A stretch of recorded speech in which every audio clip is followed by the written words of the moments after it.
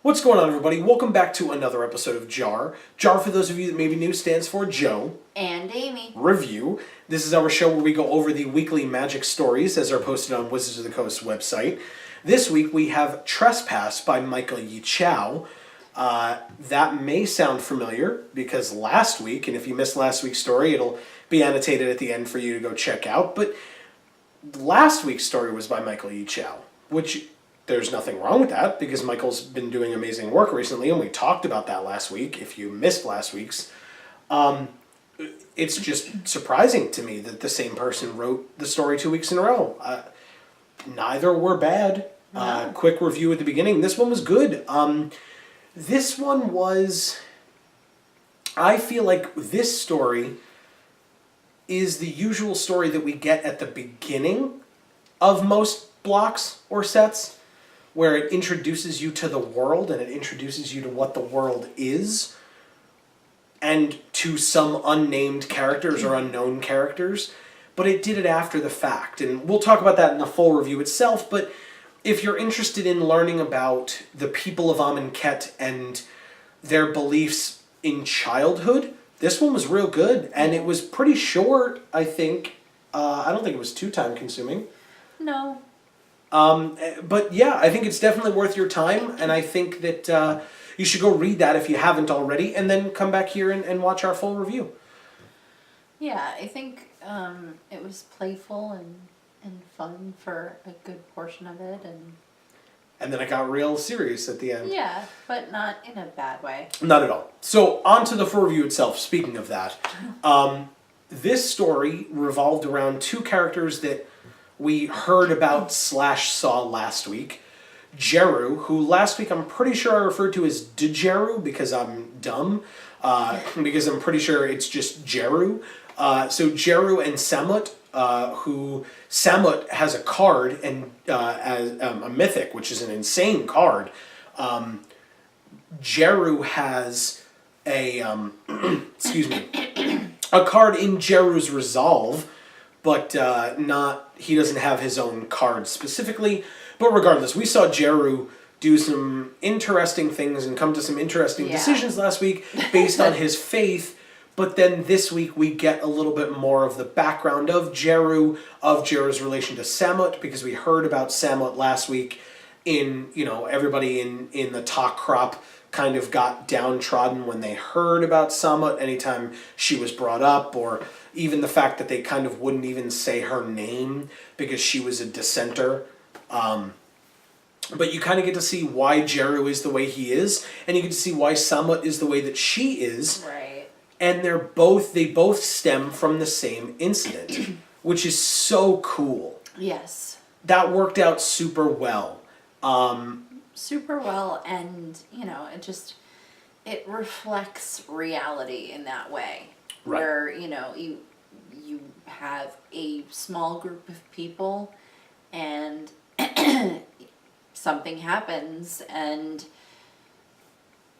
that causes a chain of events. Right, and it motivates people in different ways and for different reasons. Right. Because everybody gets something different out of every occurrence in life. And maybe there are some people who are parallel, but people interpret things in different ways, right? And they think of things in different ways. And so by that, this is, art imitating life kind of a thing, in that these characters truly went in opposite directions on this one.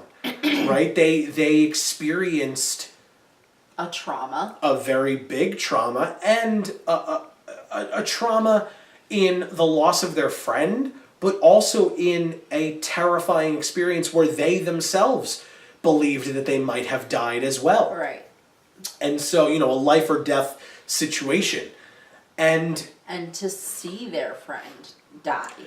Seemingly only Samut saw it. It didn't specify that Djeru did. It specified that Samut turned around, saw it happen. I don't know, maybe they discussed it, but Samut was the one who blatantly saw it. Maybe Djeru did as well, but Samut was the one who said she saw, or who we were told, she saw him kind of disintegrate at the touch. Him being knocked, by the way. Right. Who was the character in this story who you were like, this guy's pretty cool, but I'm not going to get too attached to him because I didn't hear about him last week. And if we heard about Samut last week but didn't see her because she was the dissenter, but we didn't hear about Noct, I'm pretty sure Noct's not living through this story. Again, as a surprise to probably none of you who were reading closely from last week as well. But this story, I think, comes down to a couple of things. I appreciated being able to see someone else venture outside of the Hekma besides just the Gatewatch in the beginning.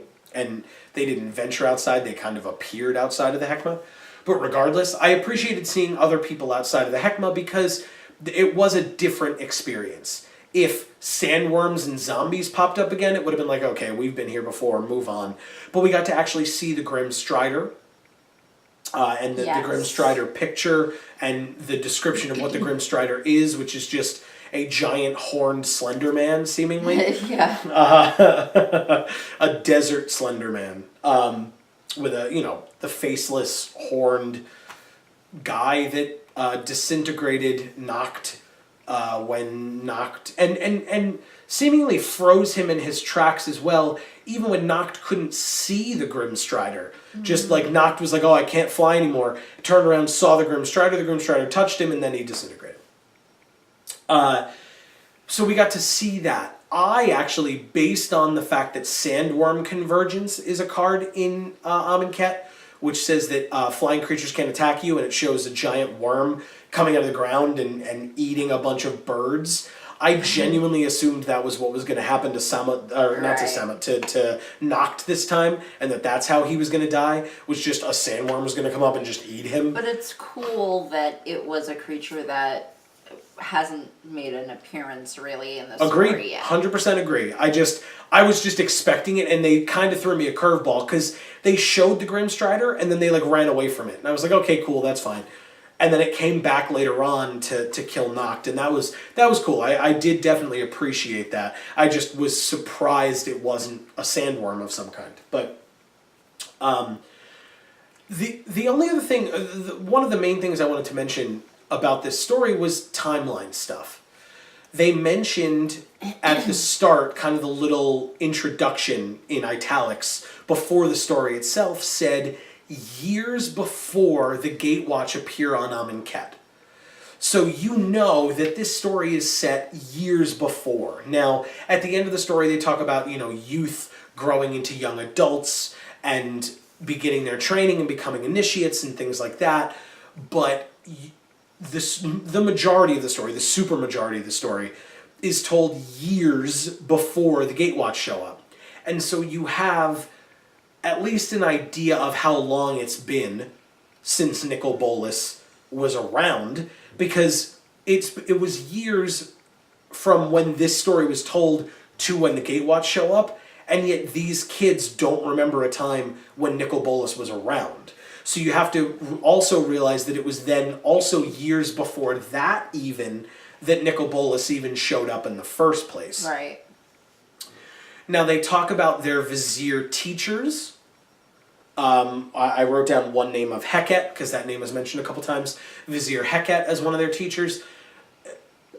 It made it seem like Heket was an older person because of the fact that he was teaching them, or that all of these Viziers were older people because they were teaching them. Now, from what we've seen, Temet is a Vizier. We see that on his card. He's called Temet, Vizier of Naktamen, and yet when they describe him, he's young, but that is also years later when the Gatewatch show up. So I genuinely don't know. I guess I just get the image in my head that they are older because of the fact that most of the time if you hear of a teacher, it is going to be a person that is considerably older than the group that they are teaching. So I think that may just be my own bias kind of leaking in. I get in my head, that they're pretty young, because I'm basing it off of a timeline of Nicol Bolas only had so much time to get there basically kill off all the old people, Right. brainwash all the young people, leave, and then have all these people doing this while he's gone, just in time for the Gatewatch to show up and then for him to come back. Right. So that's where my head's out. That is figuring that they probably have to be fairly young, because everyone is, because the older people Were killed off. Yeah. And that makes sense. And looking back at it, that's kind of what I came to. When I originally read it in my head, I was like, oh yeah, whatever, they're older. But then I was like, no, that doesn't make sense. And so in my head, I got to the point of they're probably young adults. Teenagers, maybe. Because the only thing that they really, that they, being the children in this story, really talked about were their brainwashed lines, or the propaganda, basically, that was being spoon-fed to them, or Right. They're force-fed basically like to Nazi youth. It was very interesting to read that, where it was like everything they were talking about. And I even wrote down in my notes that, like, they were talking about, I mean, they're supposed to be children. They were talking about heavy topics. Like, I think it was Noct who was like, what happens if my faith wavers? What child says the phrase, what happens if my faith wavers?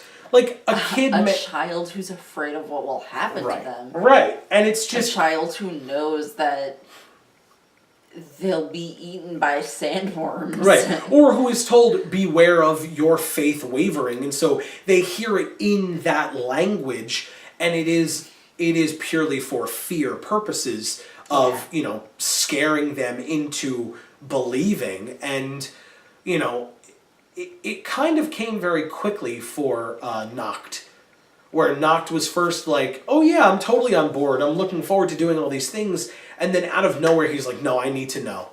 I need to understand, you need to answer these questions for me. And his friends were like, dude, could you sound like a dissenter. He's like, yeah, I know, but I need to know these things. And he's even sad about it, but needs to know. So I find that very, it goes back to something we were talking about last week, where I just couldn't wrap my head around the fact that some people wouldn't ask questions. And so sure enough, the week after I say that, we then get somebody who's like, seriously, is nobody else questioning this? Why does this not make, you know, and sure enough, out of the 3 of them, 2/3 of them asked those questions. Right. And got those answers, because I loved that big twist at the end of Samut actually finding out that Nicol Bolas was perceived as the trespasser, and that was written down in Bantu's... And that she could actually decipher that part? Well, because she saw it outside of the Hekma, right, in the ruins area, and then came back and saw it inside of Bantu's temple, but in an area that even Bantu was unfamiliar with, at least from what they said.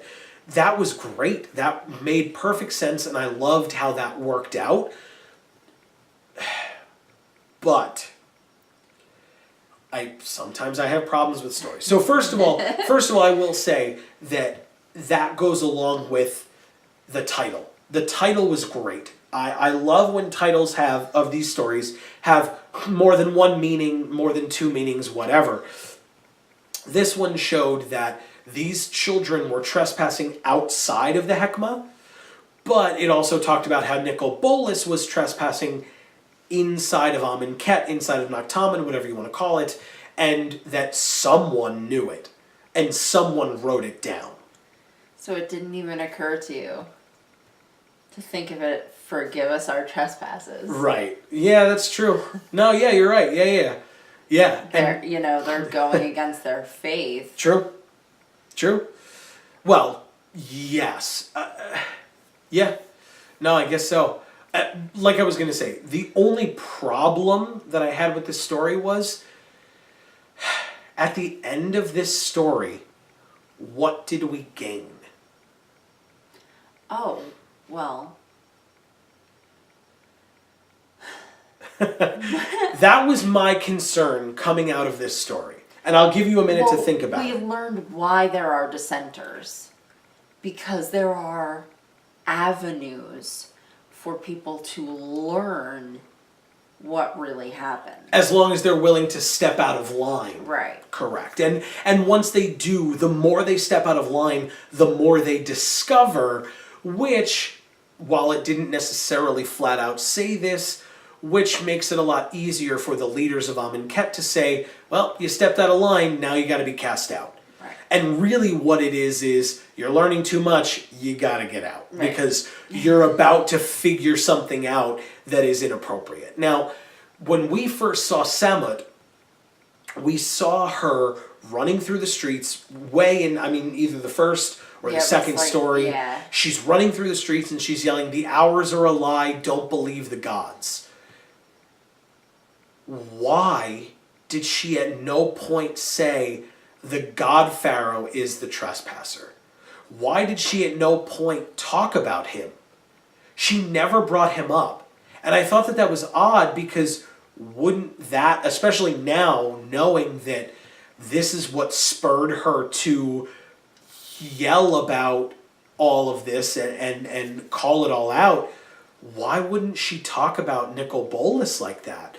Is it because she feared that they would distrust her? Because they're going to distrust anyone running through the streets yelling about this blasphemous stuff in the first place. So why wouldn't you go all out? Why wouldn't you say, the God Pharaoh is not what we believe him to be.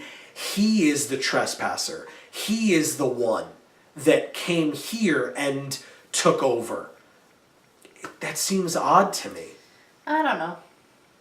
I mean, I don't either. That's why I'm asking. I mean, it makes sense to me to kind of not give too much away early on. Well, in terms of story. No, well, okay, yes, clearly. That's the obvious part. I'm talking about suspension of disbelief outside of the story itself. For the storytelling purposes, sure, you don't want to start your block of stories off with Nicol Bolas isn't the true God Pharaoh, because I'm pretty sure at that point they didn't even know that they considered Nicol Bolas to be the God Pharaoh. Maybe they had, they being the Gatewatch, had just learned it. Right. But you don't want to have that, because then your stories with Nissa and Chandra walking around figuring this stuff out is not as impactful, because Samut running down the street already told us that. But at the same time, for Samut as a character, why would she not have said that? It doesn't make sense. So for suspension of disbelief purposes, that bugged me a little bit. And I think in general, for this story, while it was fantastically written and a fantastically told story, and so props to Michael E. Chow for that, at the end of as has been the usual at this point. Right. At the end of the day, there were a couple of things that we can take away from this story, but not a lot. Maybe if Djeru and Samut see each other again, maybe we'll get more. I think the other takeaway is that the depiction of the trials that we saw with Gideon... Well, that was last week, yeah. Yeah. Isn't necessarily a true depiction of the mentality of these people as a whole. It might just be the mentality of these particular people because they've been through what they've been through. Okay. So I think it can give us a little bit more faith in the people of Djeru? Takra. What are you talking about? No. The city. Naktaman. What was I? Djeru is an elf race, I believe. Huh? Yeah. Okay. I don't know where I got that from. Okay. I don't know either. But anyway. It's similar to Djeru, maybe. Oh, maybe. I don't know. Regardless. Okay, well, it gives us a little bit more faith in just the civilization of Noctamen Right. as a civilization, that they're not just, savages who will just sit there and kill their friends for Right. the sake of faith, Right. or for the sake of saving their soul at the end of the day, because it's what some god said would save their soul. I Right. mean, it gives us a little bit more perspective, like, okay, these people were traumatized as children, and that's what caused them to have these thoughts of doing these things and feel like they were okay, Right. because they're not. And maybe that means that not just everyone who lives there is just going to do that. And not to say that they won't. Right. Because we really don't know that either. Mm-hmm. But it gives us a little bit more perspective, and I think it helps us feel a little closer to them, feel a little bit more like we can relate to them. Right. And I mean, I think another word to describe what you were talking about is the kids get indoctrinated very early. And yes, we do get to see that. The other thing that I'll take away from this, and the big thing, is being able to see the motivations, which kind of branches off of what you were just talking about. Seeing the motivations or the rationale in the minds of Djeru and Samut in why they went in those two opposite directions. And it's because of Noct. Right. Well, I kind of wish and what that he taught them. I kind of wish that they would have gone a little bit more into Djeru's course, Mm-hmm. and why he would have taken that, because I see it very clearly, but I feel like they didn't talk about it in the story at all. They talked about Samut and why she would have taken the path that she took and thought the thoughts Continued on in that his she did. descending mind. But I kind of wish that they had spoken about Djeru a little bit more. Fair enough. And who knows, maybe we'll see it. I mean, don't forget, we still have 2 more story spotlight cards, and I don't know how much longer this story goes for, how many more weeks. I know that the podcast is coming up soon because they keep talking about it, but I don't know. I thought it was 2 weeks away. I thought it was supposed to be 2 weeks away, like last week, which would mean that next week is the last one, which I now doubt. Could be. I doubt it. Now I doubt it. Okay. It's possible. It's possible that by force leads right into Gideon's intervention, because they take the people out of the sarcophagi and then they go up at the end of the trial of Zeal and Gideon saves them. I don't know. We will find out. We will definitely be back. Don't worry about that. But this was a little bit of a less impactful one, a good one. I think it made less of an impact for this set of cards. I think it'll make more sense and be more impactful come Hour of Devastation. Hour of Devastation, because we'll kind of see. We won't see the impact until Hour of Devastation. Totally, I feel like. Totally fair, and we may be looking back on this story next week, the week after, a couple months from now, be like, hey, that story got it right. That one knew, once we listened to that one, we got the picture. Right. And that's totally fine, because that seems like what this story was. It seemed like a setup story. So we will see what happens with that. I think I'm good. Yeah, I mean, there wasn't a lot to analyze with this one. It was pretty straightforward. Correct. Yeah, I mean, the only thing you could really analyze is just basically to think, okay, that Djeru decided to kind of go the opposite way as Samut, because he was like, oh, well, they were telling us about these monsters and they're real. And they were right. So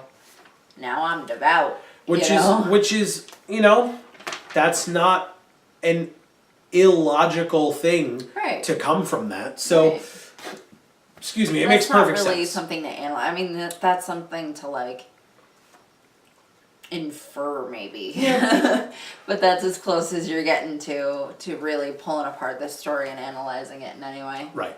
Speaking of which, why don't you guys let us know what you thought of this story down in the comments below. You can also let us know what you thought of this review and our opinions in the comments down below. Give us yours as well. Once it pops up here around us, you can click that subscribe button. It should be around here somewhere, I feel like. You can also check out some of the other videos on our channel. Like I said, I will have last week's video up here somewhere, and I will also have a playlist, or we just opened, and by we I mean I just opened a booster box of Amonkhet, so if you want to check that out, we actually had some pretty sweet stuff. I was really happy with it. So you can go check that out when it pops up here as well. Thank you guys so much for watching this video, hanging out with us. Let us know, like I said, what you thought down below. Check out the other videos on our channel. Show off your hashtag Worthos Pride. As always, this has been JaAR. I've been Joe. And I'm Amy. And as we always say, in whichever video of ours you watch next, we will see you all next time. Thanks, everybody.